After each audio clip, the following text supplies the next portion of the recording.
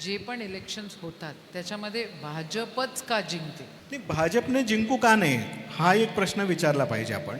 कारण मला एक गोष्ट सांगा की निवडणूक जिंकण्याची पण एक मेकॅनिझम आहे ना. म्हणजे तुम्ही काँग्रेसच्या नेते आहात तर मला काँग्रेसला पण हा एक प्रश्न आहे की काँग्रेस का नाही जिंकत. काँग्रेस सांगतंय की इलेक्शन्स रीक झालेले आहेत. इलेक्शन्स काय रीक झालेले आहेत, इथे लोकांची सगळी बुद्धी रीक झालेली आहे, ती हायजॅक झालेली आहे. त्याच्यामध्ये जे काही 10, 15, 25 काउंट असतील त्या सगळ्या 25 काउंटवर एका राजकीय पक्षाने अत्यंत मेथोडॉलॉजिकल विचार करून वेगवेगळ्या गोष्टी इम्प्लिमेंट केलेल्या आहेत. म्हणजे इन्फ्लुअन्स करायचं. ज्या वेळेला देशामध्ये सोशल मीडियाने ताकद धरायला सुरुवात केली, बाळसं धरायला सुरुवात केली, त्यावेळेला जे पुरोगामी होते ते मागे राहिले. ज्यांना तुम्ही प्रतिगामी म्हणता त्यांनी सोशल मीडिया पकडला. त्याच्यातनं ज्या ज्या संस्था होत्या त्या सगळ्या कोलॅप्स करायला सुरुवात केली. सगळ्या सिनियर लीडर्स ज्यांनी आयुष्य काढली समाज बदलायला, अशा सगळ्या लोकांना त्यांनी मीम करून टाकलं, अशा सगळ्या लोकांना विनोद करून टाकलं, त्यांच्या सगळ्या गोष्टींना पप्पू करून टाकलं. आज मी जर काही सिरियस बोलायला लागलं तर मला लोक 2 मिनिटांमध्ये मीम्स करून हा मूर्ख आहे, हा जोकर आहे, हा कसं खोटं बोलतोय, माझे 2 वाक्य इकडेचे तिकडचे करून मला आज ते जोकर बनवू शकतात. हा एक मुद्दा झाला. केवळ ह्या मुद्द्यावर निवडणूक नाही जिंकता येत. त्याच्यानंतर निवडणूक जिंकतो कोण? जो निवडणूक लढवतो तो. निवडणूक लढवतो कोण? जो समाजातनं आलेला कार्यकर्ता आहे. समाजातनं आलेला कार्यकर्त्याला वाटतंय की ह्या दुकानात माझं चालत नाही, हा नवीन दुकान आहे, इथेच आपण दुकान टाकून देऊ, इकडे आपलं ह्या मॉलमध्ये आपलं ब्रँड चांगला विकला जाईल, तो चालला पक्ष सोडून. आज तिकीट हातात घेतल्यानंतर दुसऱ्या क्षणाला माणूस दुसऱ्या पक्षात जातो. काल कुठल्या पक्षात, आज कुठल्या,